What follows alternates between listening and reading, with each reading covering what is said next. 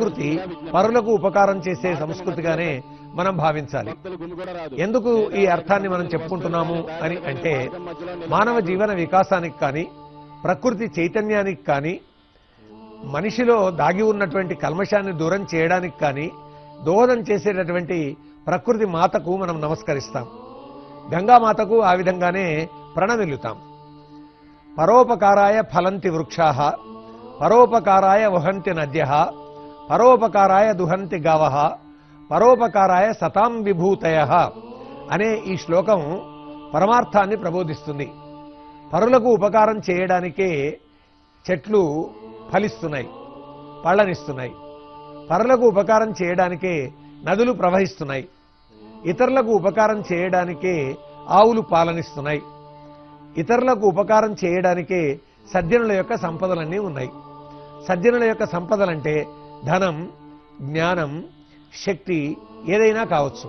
అందువల్ల పుష్కర సంస్కృతికి సంబంధించి ఈ శ్లోకంతో మనం ప్రారంభించుకొని, ఏమిటి పుష్కర సంస్కృతి అనేటటువంటి ప్రశ్న వేసుకొని, పుష్కర సంస్కృతి అంటే పరులకు ఉపకారం చేయడమే అనేదిగా మనం చెప్పుకున్నాం.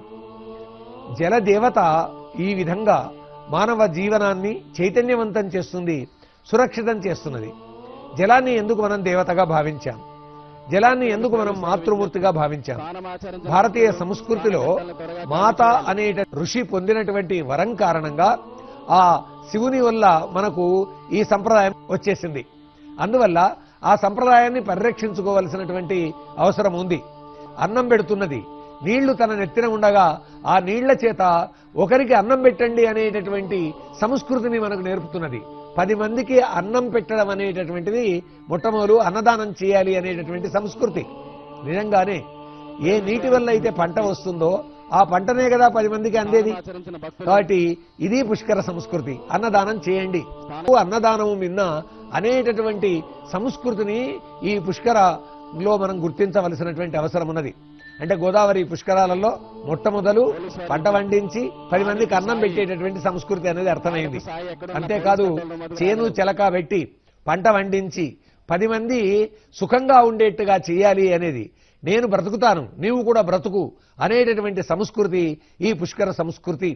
అంతేకాకుండా ఈ జలాలు ఏవైతే ఉన్నాయో, ఏ త్రయంబకం దగ్గర, ఏ నాసికా త్రయంబకం దగ్గర ఏ గోదావరి పుట్టిందో ఆ గోదావరి ద్వారా ఇంకా మనం తెలుసుకోవలసినటువంటి సంస్కృతి ఏమిటిది అంటే, ఏ పుష్కరుడు ప్రవేశించడం జరిగిందో ఆ పుష్కరుడు అలా ప్రవేశించడానికి కారణం ఏమిటిది అని అంటే, పూర్వం ఉన్నటువంటి పౌరాణిక గాథల ద్వారా మనకు తెలుస్తుంది. ఆ పుష్కరుడే ఈ నీటిలో ప్రవేశించి ఆ నీటిని పవిత్రీకృతం చేశాడు అని. నీరు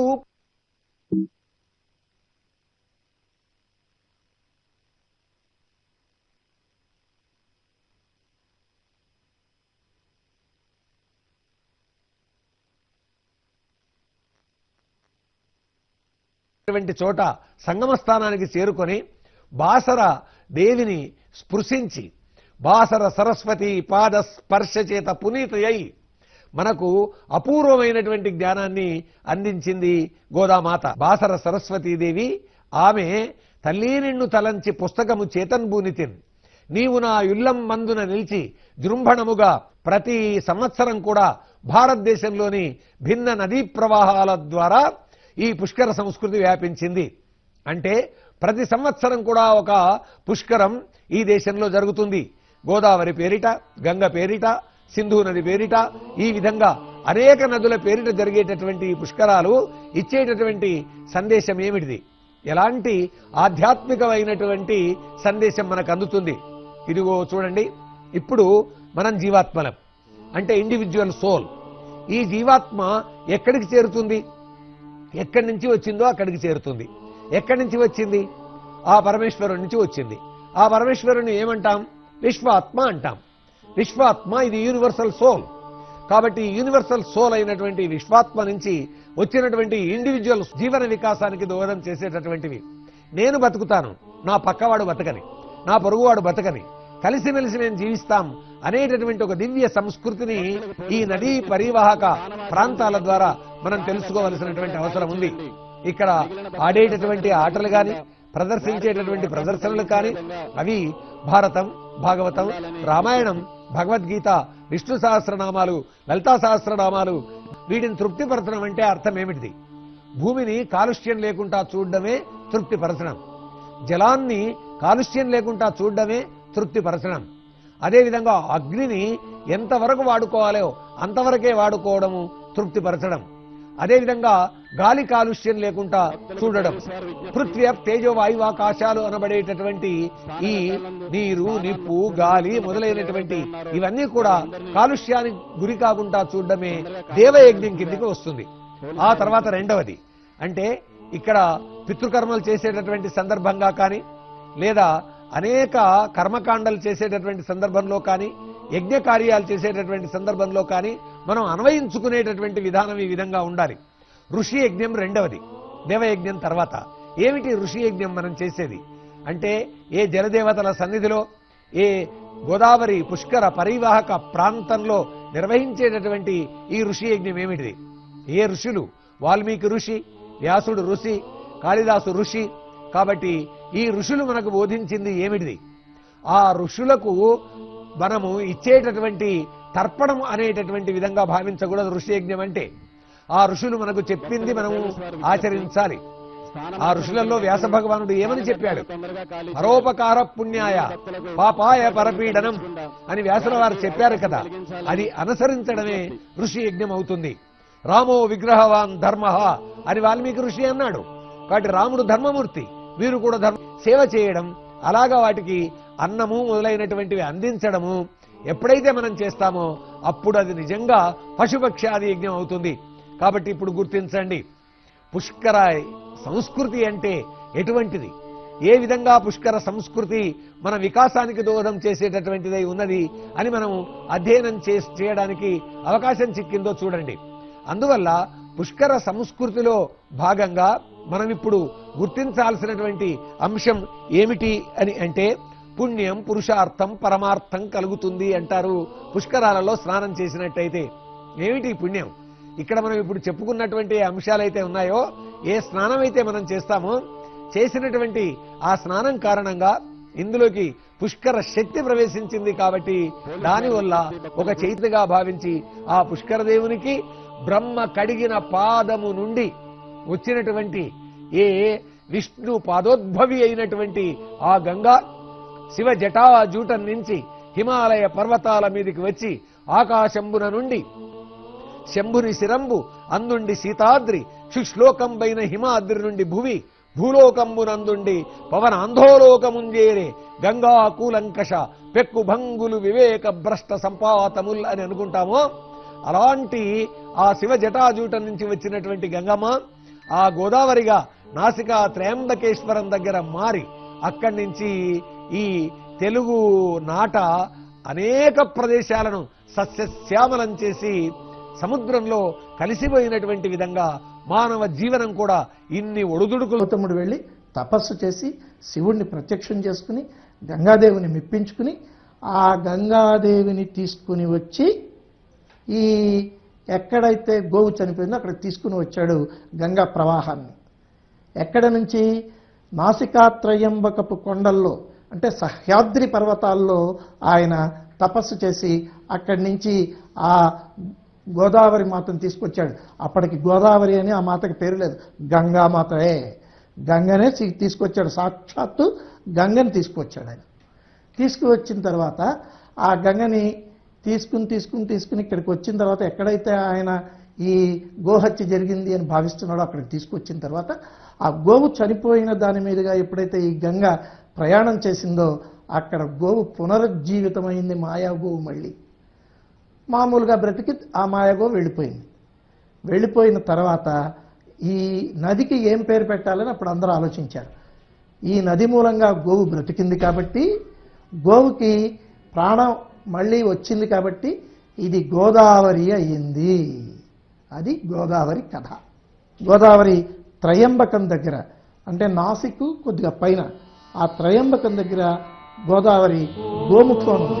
ఆ గోముఖం దగ్గర నుంచి గోదావరి ప్రారంభమయ్యి మళ్ళీ ఇక్కడ అంతర్వేది వరకు 1465 కిలోమీటర్లు పైన ప్రయాణం చేస్తుంది. ప్రయాణం చేసి అంతర్వేది దగ్గర, ఆ తర్వాత ఇంకొక 3 చోట్ల, మొత్తం 4 చోట్ల సాగర సంగమం చేస్తుంది గోదావరి. ఇది భౌతికంగా గోదావరి యొక్క ప్రయాణం. ఈ ప్రయాణంలో గౌతమి ఎంతవరకు గౌతమిగా వచ్చింది అంటే రాజమండ్రి వరకు గౌతమిగా వచ్చింది. రాజమండ్రిలో గౌతమి యొక్క విస్తృతమైన రూపం మనం చూడవచ్చు. అందుకనే దాన్ని అఖండ గోదావరి అని పిలుస్తారు. ఆ అఖండ గోదావరి రాజమండ్రి దాటి ధవళేశ్వరం దగ్గరికి వచ్చిన తర్వాత 7 పాయలుగా విడిపోయింది. భారతదేశంలో భౌగోళికంగా చూసినట్లయితే, భౌతికంగా చూసినట్లయితే గంగ తర్వాత అత్యంత పెద్దదైన నది గోదావరి నది. ఈ గోదావరికి ఇంతటి విశిష్టత ఉంది. అందుకనే గోదావరి పుష్కరాలంటే ఎంతో ప్రసిద్ధి చెందాయి. అంతేకాదు, అసలు పుష్కరాల్ని మొదటిసారిగా అనుగ్రహించింది బంగారం పండించే పరమ పావనోదారా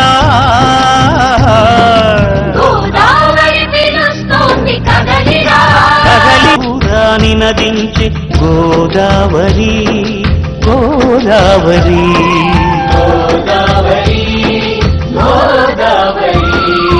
జయ మంగళవర మహిమల గోదావరి ఈ జలముల సిరులొలికెను ఆంధ్రావని. జయ మంగళవర మహిమల గోదావరి ఈ జలముల సిరులొలికెను ఆంధ్రావని.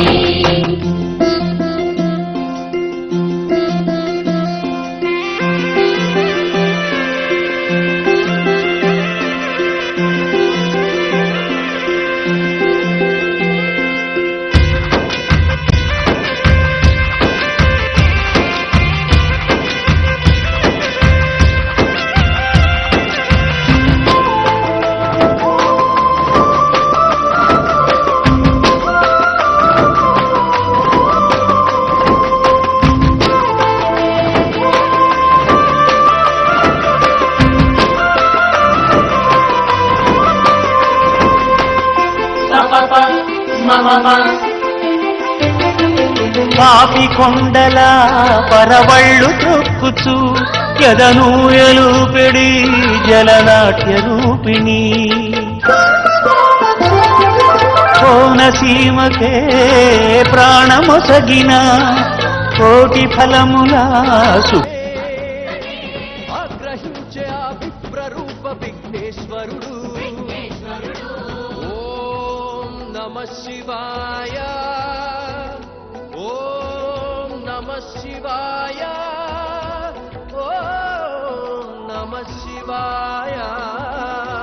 శివుని ప్రసన్నం చేసుకుని ఒక గంగ పాయను తీసుకుని నాసిక శిఖలో విడిచి గోష్పాదము వరకు తరలించి బ్రతికించి తరించి విముక్తుడాయను మహర్షి.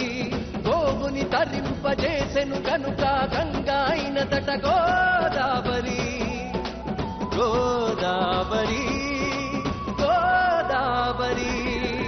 పుష్కరాల గోదావరి ఇది పుష్కరాల గోదావరి. పుష్కరాల గోదావరి ఇది పుష్కరాల గోదావరి.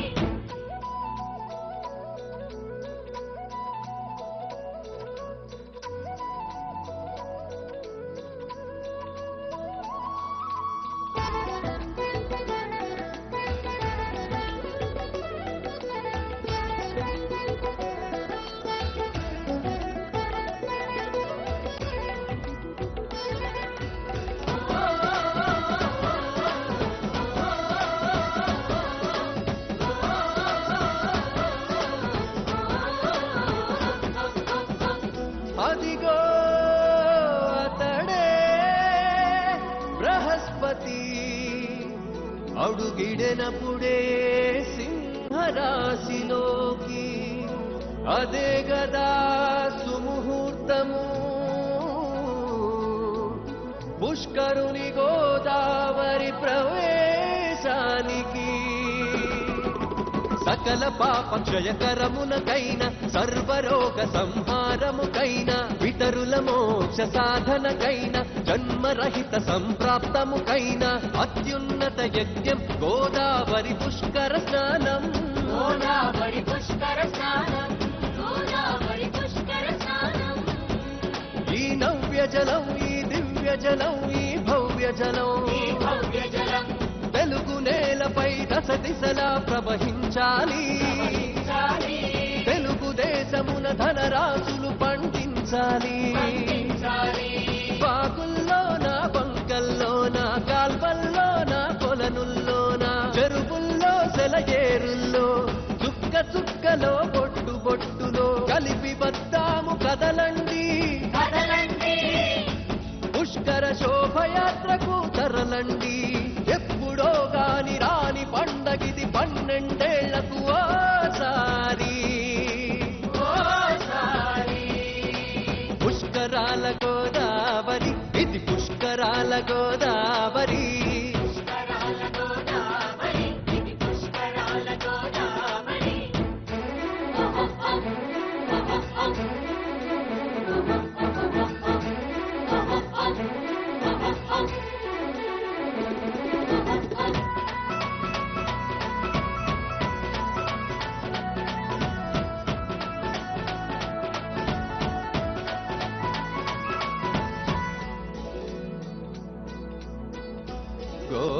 గోదావరి,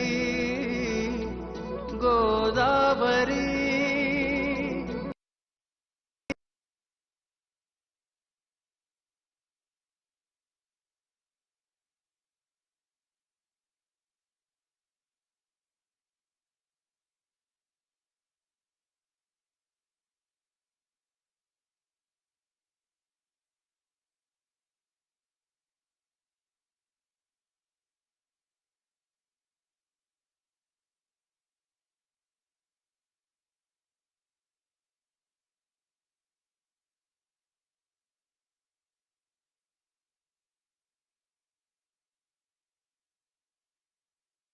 ఆంధ్రజాతికిది జీవనాడిగా మారనున్నది. మారనున్నది.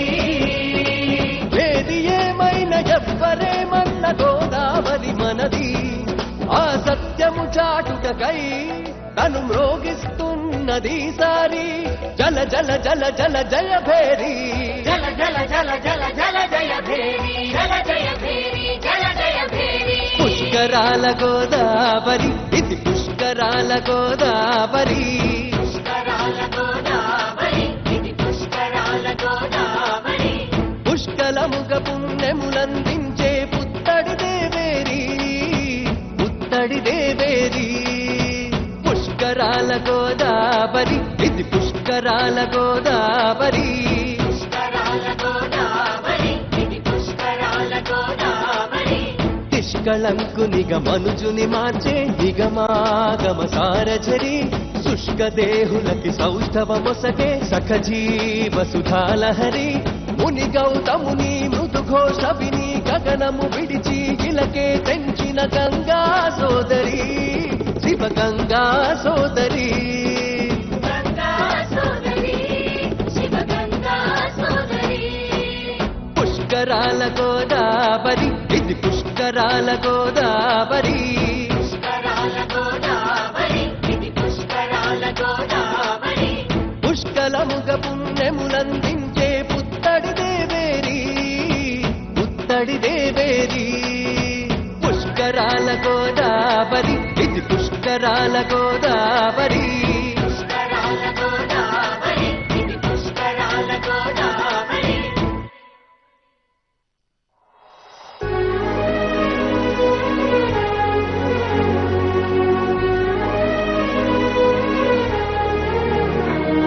పుష్కరాలు పుష్కరాలు గోదావరి పుష్కరాలు పుష్కరాలు పుష్కరాలు గోదావరి పుష్కరాలు. వినరండి వినరండయ్యా పుష్కర నియమాలు వినరండయ్యా, చెప్పింది చెయ్యండయ్యా ఎంతో పుణ్యం వస్తుందయ్యా.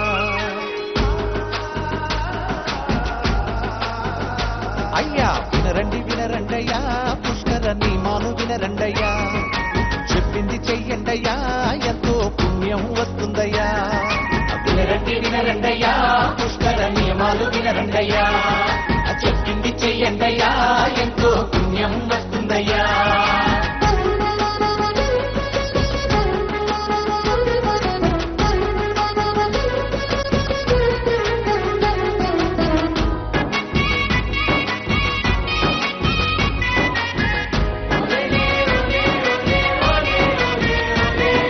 రాజమండ్రిలో లక్షల భక్తులు సబ్బులతోటి స్నానం చేస్తే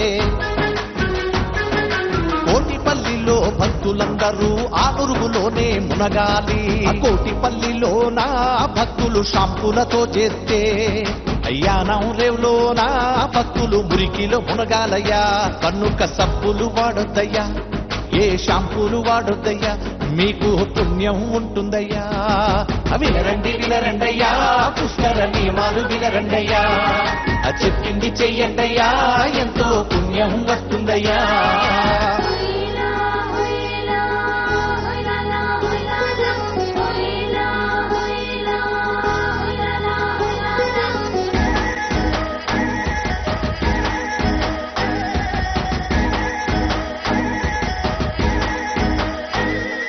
కొవ్వూరులో నా లక్షల మంది రేవులో బట్టలు ఉతుకుతూ ఉంటే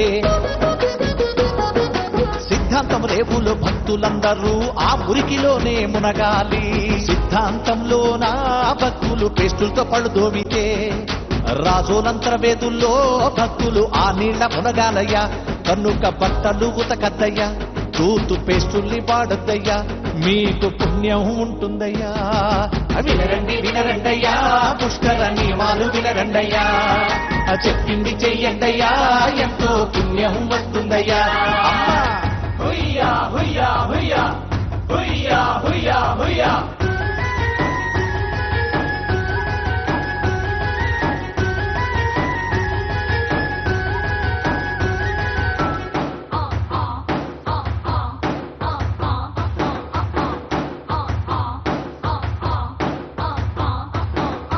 దేశం నుంచి విదేశాల నుంచి కోట్లాది భక్తులు పుష్కరాలకి పుణ్యం కోసం గోదావరికి స్నానం చేయగ వస్తారండి స్నాన ఘట్టాలన్నీ ఎంతో శుభ్రంగా ఉంచండి అస్థికలు అన్నీ రేవుల్లో కలుపుట మానండి అయ్యా శ్రీకాయస్సుని పిండి తల నూనెల్ని వాడొద్దండి ఇంకా ప్లాస్టిక్ సంచుల్లో మీరు పిండాలు వేయొద్దండి మీకు పుణ్యం ఉంటుందండి అయ్యా చెప్పింది చెయ్యండి వినరండి వినరండయ్యా పుష్కర నియమాలు వినరండయ్యా చెప్పింది చెయ్యండయ్యా ఎంతో పుణ్యం వస్తుందయ్యా అమ్మా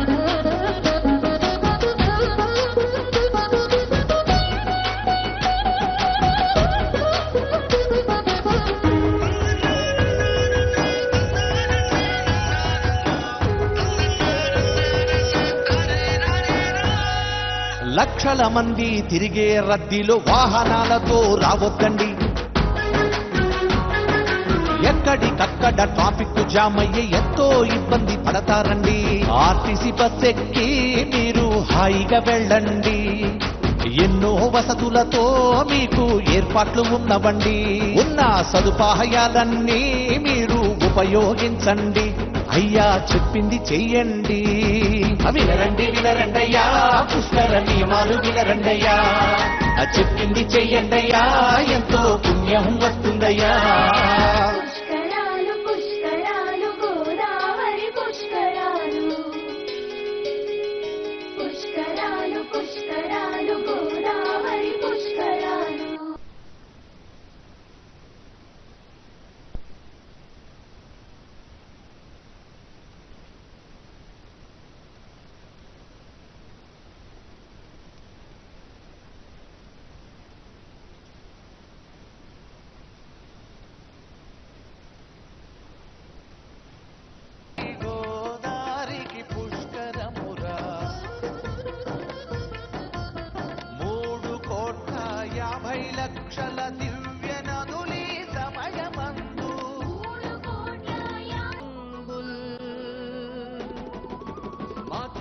భాష మరి మరాఠీ అయిన వెలుగుని వలచిన తేనె మనసు తనది. భారతీయులం సమానమంటూ తెలుపక తెలిపిన పుణ్యనది. పట్టి సీమతో రాలసీమనే పట్టుకొమ్మగా మార్చనున్నది. భావి కాలమున ఆంధ్రజాతికిది జీవనాడిగా మారనున్నది. ఏది ఏమైనా ఎవ్వరేమన్న గోదావరి మనది. ఆ సత్యము చాటుటకై తను మ్రోగిస్తున్నది సారి. జల జల జల జల జయ భేరి, జల జల జల జల జల జయ భేరి, జల జయ భేరి, జల జయ భేరి. పుష్కరాల గోదావరి, ఇది పుష్కరాల గోదావరి. పుష్కరాల గోదావరి, ఇది పుష్కరాల గోదావరి. పుష్కలముగ పుణ్యములందించే పుత్తడి దేవేరి, పుత్తడి దేవేరి. పుష్కరాల గోదావరి, ఇది పుష్కరాల గోదావరి. పుష్కరాల గోదావరి, ఇది పుష్కరాల గోదావరి. నిష్కళంకునిగా మనుజుని మార్చే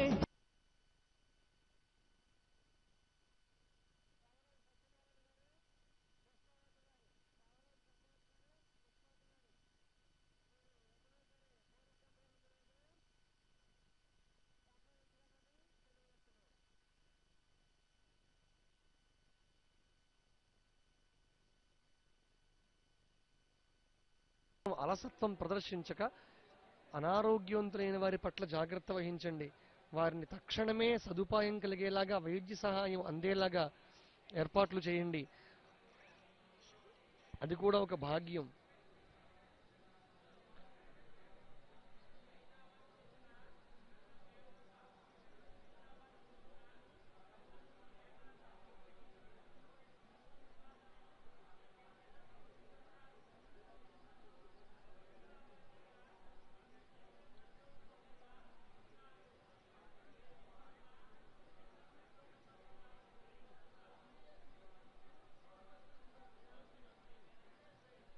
కొన్ని విపరీత మూఢనమ్మకాలను నమ్మకండి. మీకు ఎవరైనా అలాంటివి చెప్పినా ఒక చోటే స్నానం చేయాలని, లేదా స్నానం చేసి నీటిలో మట్టి వేయాలని ఏవో అక్కర్లేని విషయాలని చెప్తారు. కలుషములను కలుపకురా,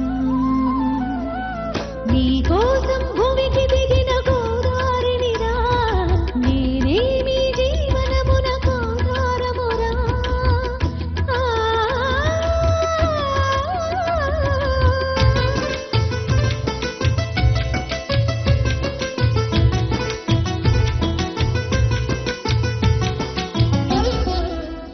మయమందే మంచి పనులకు పూనుకోరన్నా.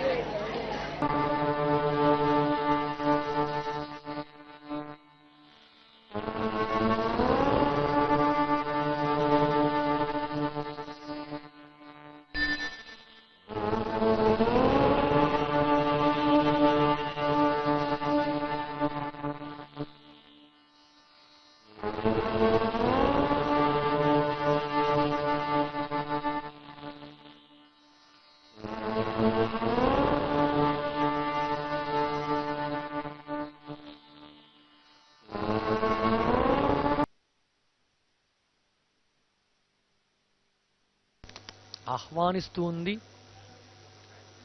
విశేష భక్తి ప్రపత్తులతోటి స్నానాన్ని నిర్వహిస్తూ ఉన్నారు.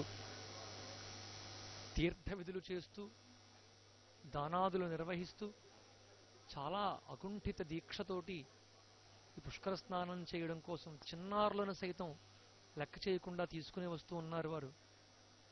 వారందరినీ కూడా మనం చిత్రంలో చూడవచ్చు.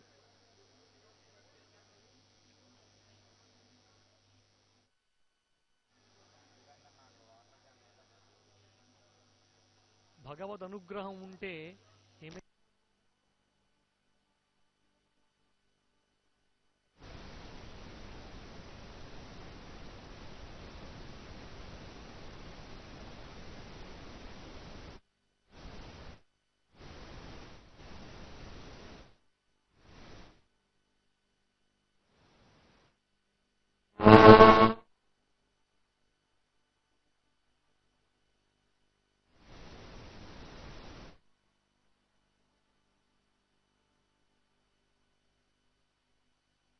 అందుచేతనే నదీ పెద్ద రాష్ట్రాలు పెద్ద పెద్ద పట్టణాలు వెలసిల్లాయనడానికి నదీ తీరములే తార్కాణం. ఆ నదీ తీరమందు ఉండడం వలన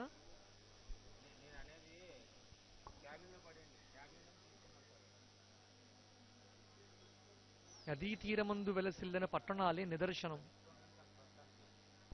అర్ఘ్యప్రదానాన్ని వదిలి సూర్య నమస్కారాలు చేస్తూ బ్రహ్మముళ్ళు వేసుకుని స్నానం చేయడం దంపతులని ఒక రకంగా వైవిధ్యమైన మాటలు మాట్లాడుతూ ఉన్నారు. అవంత సంప్రదాయము శ్రోత్రియము అయిన విషయములేం కాదు. పుష్కర స్నాన విధిలో అలా భార్యాభర్త కొంగుముడి వేసి బ్రహ్మముడి వేసి స్నానం చేయాల్సిన అవసరం చెప్పలేదు. అలా అని అది ధర్మము స్నానాన్ని చేసినప్పుడు పుణ్యనదుల్లో స్నానాలని ఆచరించినప్పుడు మహాసంకల్పాన్ని చెప్పాలి. మహాసంకల్పము అని ఒక పెద్ద సంకల్పం ఉంటుంది. అందులో మన భారత వర్షం గురించి, భరతఖండం గురించి, మన కాలాన్ని గురించి, బ్రహ్మ ఆయుర్దాయాన్ని గురించి, మన దేశాన్ని గురించి, కాలముల గురించి అన్ని వివరంగా సవివరంగా ఉంటాయి. అవన్నీ ఉచ్చరించి మహాసంకల్పము ఆయా సమయములలో చెప్పి అప్పుడు పుణ్యనదీ స్నానాన్ని చేయాల్సి ఉంటుంది. పుష్కర ఘాట్ల వద్ద స్నానములు చేసే చోట, తీర ప్రాంతమందు అన్ని చోట్ల, ఒక చోట కాదు, ప్రతి చోట, ప్రతి స్నానఘట్టములోనూ గుర్తింపు కార్డు కలిగిన పండితులు అక్కడ ఉన్నారు. వారిని వినియోగించుకుని గోదావరి స్నానం మనది ఒక పని కాదు. త్రికరణములు అంటే కాయికము, వాచికము, మానసికము, ఈ మూడింటి చేత ఏకీకృతం చేయబడే పని ఏదైతే ఉందో అది పరమేశ్వరుణ్ణి చేరుతుంది, ఆయన అనుగ్రహాన్ని పొందుతుంది. ఓ తథాస్తు, నువ్వు పుష్కర స్నానం చేసేవరా అని ఒక నీకు హాజరు వేస్తాడు ఈశ్వరుడు. లేదు, పుష్కర స్నానం చేసిన వాళ్ళ ఖాతాలో చేరతారు. లేదు, కాదు కాదు, పుష్కర స్నాన ఫలితాన్ని పొందుతారు. పుష్కర స్నానం చేసిన వాళ్ళు ఎంతమంది చేశారో వేసిన లెక్కలో మనం లేకపోయినా పర్వాలేదు, పుష్కర స్నానం చేసిన వాళ్ళ లెక్కలో ఉంటే చాలు. ఓ వీడు పుష్కర స్నానం చేశారని పరమేశ్వరుడు మనం మెచ్చాలి. అలా చెయ్యాలి అంటే త్రికరణ శుద్ధితో చేయాలి. ఇంకొకలా చేస్తే యాత్రికులంతా గ్రహణం గురించి మనం చెప్పుకోవాల్సి వస్తే నదికి గ్రహణంకి సంబంధం ఉంది. పైగా మన నదీ స్నానాన్ని పుష్కర స్నానం చేసే హడావుల్లో ఏర్పాట్లలో ఆ సందర్భంగా ఆ పండగ వాతావరణంలో ఉన్నాం కనుక కాస్త వాటి గురించి కూడా ముచ్చరించుకోవాల్సిన అవసరం మనకుంది. గ్రహణము సమయములో సర్వము అపవిత్రమైపోతుంది. ఎందుచేత అంటే మీరు బాగా పరిశీలన చేసి చూడండి, సరాసరి సూర్యకిరణములు భూమి మీద పడవు. సూర్యగ్రహణం వస్తే సూర్యుడికి భూమికి మధ్య చంద్రగ్రహం అడ్డుగా వస్తుంది. ఆ వాయు తరంగముల రూపములో ఆ గాలి, ఆ వాయువులు అపవిత్రమవుతాయనడానికి నిదర్శనాలు ఉన్నాయి కొన్ని. వాటిని ప్రత్యేక సందర్భాల్లో ఉటంకించడం జరుగుతుంది. దాని గురించి సవివరంగా మనవి చేస్తాను మరొక్క మారు. బాగా మనం ముఖ్యంగా తెలుసుకోవాల్సిన విషయం ఏమిటంటే ప్రకృతి సంబంధితమైన చంద్రుడు, ప్రకృతి సంబంధితమైన నీరు సంబంధం ఉందనే విషయం రూఢైపోయిందిగా. ఇలాగే పంచభౌతికమైన శరీరము, ఇందులోనూ ఎంత నీరుందో భూమి మీద అంతే నీరుంది. అందుకే అండ పిండ బ్రహ్మాండము అంటారు. ముందుకు వెళ్తే నేను ఒక మిరపకాయ బజ్జీ తిన్నాను అనుకోండి, మిరపకాయ బజ్జీలో బజ్జీ మిరపకాయ రెండూ పంచభౌతికమే. గంగ గోదావరి లేకపోతే మిరపకాయ బజ్జీ ఉందా? ఆ కాయ పండింది, ఆ మిరపకాయగా పండిన పంటకి చెట్టు మొక్కకి కాసింది. ఆ మొక్క ఉత్పన్నమైంది భూమిలోంచి. భూమి పంచభూతాదుల్లో ఒకటి. గాలి, వెలుతురు, సూర్యరశ్మి ఇవన్నీ తగలడం వల్ల మొక్క పెరిగింది, పంచభౌతికం. లేదు, ఒక గోధుమ పిండితో తయారు చేసేరు కదండి బజ్జీని, గోధుమ పిండి కదా దానికి ఆధారము అంటే గోధుమ పిండి కూడా గోధుమలు పంచభౌతికమే. అది పంట వేస్తే పండినవే. భూమిలోంచి రాని పదార్థం ఏదీ లేదు, అన్నీ భూమిలోంచి వచ్చినవే. మనం తినే ప్రతి పదార్థము భూమితో సంబంధమే. అందుకే అన్నింటికీ పంచభూత, కానీ భూమిని మనం తినలేము. అందుచేతనే పంచభౌతిక శరీరమునకు పంచభౌతికములే ఆధారము. వాటి నుండి సరాసరి గ్రహించకుండా వాటిలో ఉన్న శక్తిని పదార్థముగా మార్చి మనం గ్రహిస్తున్నాం. అప్పుడు మన శరీరం నిలబడుతోంది. ఆహారముగా, వరి పంటగా, పప్పుగా, కాయగూరలుగా ఇన్నింటిగా ఉన్నది పంచభూతాలే. ఆనపకాయలో పంచభూతాలు లేవా? అవన్నింటి ప్రతిరూపమే, వాటినింటి శక్తుల ప్రతిరూపమే ఒక కాయ. ఒక అరటిపండు పండింది. ఒక అరటిపండు పండితే అరటిపండుకి పంచభూతాల ఆధారం. గాలి, సూర్యరశ్మి, నీరు, వాయువు అన్ని ఆధారం. ఇందులో ఏ భూమి పుట్టిందే భూమి నుంచి కదా. ఇలా ఏ ఒక్కటి లేకపోయినా అరటిపండు లేదు, ఏ పండు లేదు, ఏ పదార్థము లేదు, ఏ వస్తువు లేదు. తినడానికి పంచభూతాదులు లేకపోతే ఏ పదార్థము లేదు. అలాంటి వాటిని జలములే ఆధారము. వాటన్నింటిలో ప్రత్యక్షముగా మనం మట్టిని తినం, గాలిని పీల్చుకుంటాం, శూన్యములో ఉన్న తత్వాన్ని గ్రహిస్తాం. అలాగే అగ్నిని స్వయముగా స్వీకరించలేం. మన లోపల అగ్ని ఉంది, కానీ అగ్నిని స్వచ్ఛంగా తీసుకోలేం, అగ్నిని సరాసరి గ్రహించం. వాటిని అగ్నిని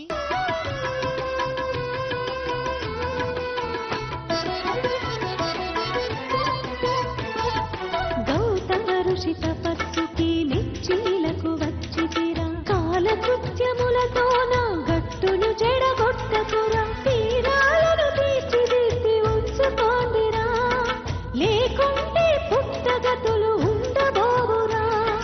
నా జలముల వాడేసిన ప్లాస్టిక్ సంచీలు వేసి పనికి రాని చెత్తనంత ప్రతినిత్యం పారబోసి నది గుండెను చెప్పుకుండి చేయకండిరా, నాశనమైపోక ముందే మేలుకోండిరా.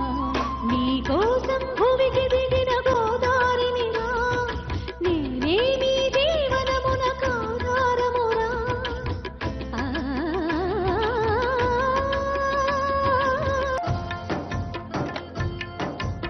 పుష్కరాల మహిమ వినరన్నా, ఈ సమయమందే మంచి పనులకు పూనుకోరన్నా. పుష్కరాల మహిమ వినరన్నా, ఈ సమయమందే మంచి పనులకు పూనుకోరన్నా. ఇప్పుడైనా మాట వినరన్నా, గోదారి సాక్షిగా మంచి పనులకు పూనుకోరన్నా.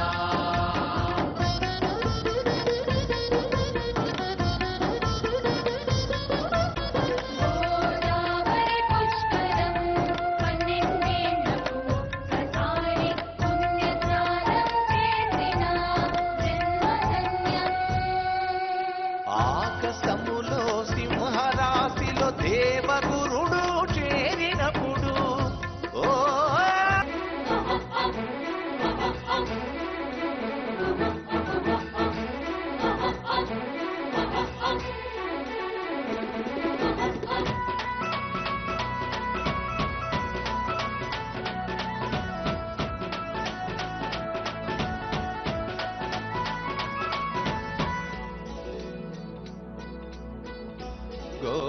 గోదావరి గోదావరి గోదావరి అంచు పల్కు గుణవంతులకు, గోదావరి తల్లి సంపాదింతు గదమ్మ నీవు భవ్య శుభంబుల్. మాతృభాష మరి మరాఠీ అయిన తెలుగుని వలచిన తేనె మనసు తనది. భారతీయులం సమానమంటూ తెలుపక తెలిపిన పుణ్యనది. పట్టి సీమతో రాలసీమనే పట్టుకొమ్మ పుణ్యఫలము మోక్ష పదము గోదావరి గోదావరి. జయ మంగళవర మహిమల గోదావరి, నీ జలముల సిరులొలికెను ఆంధ్రావని. జయ మంగళవర మహిమల గోదావరి, నీ జలముల సిరులొలికెను ఆంధ్రావని.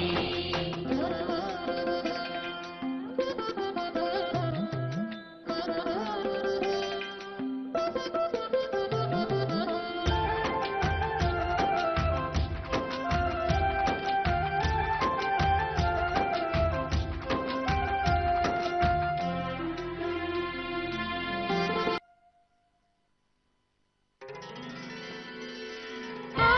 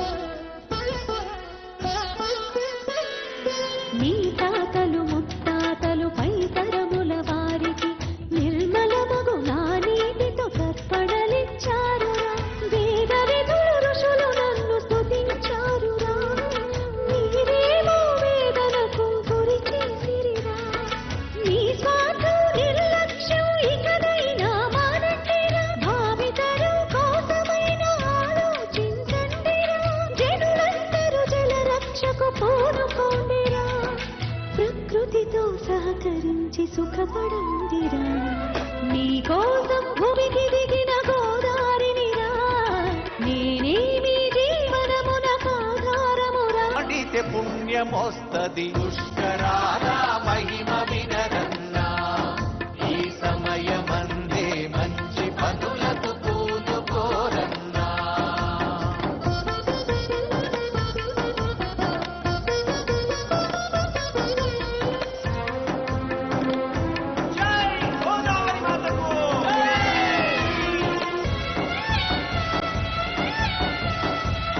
అన్నీ ఎంతో శుభ్రంగా ఉంచండి అస్థికలు అన్నీ రేవుల్లో కలుపుట మానండి అయ్యా శ్రీకాయ సునిపిండి తల నూనెల్ని వాడొద్దండి ఇంకా ప్లాస్టిక్ సంచుల్లో మీరు పిండాలు వేయొద్దండి మీకు పుణ్యం ఉంటుందండి అయ్యా చెప్పింది చెయ్యండి వినరండి వినరండయ్యా పుష్కర నియమాలు వినరండయ్యా చెప్పింది చెయ్యండయ్యా ఎంతో పుణ్యం వస్తుందయ్యా అమ్మా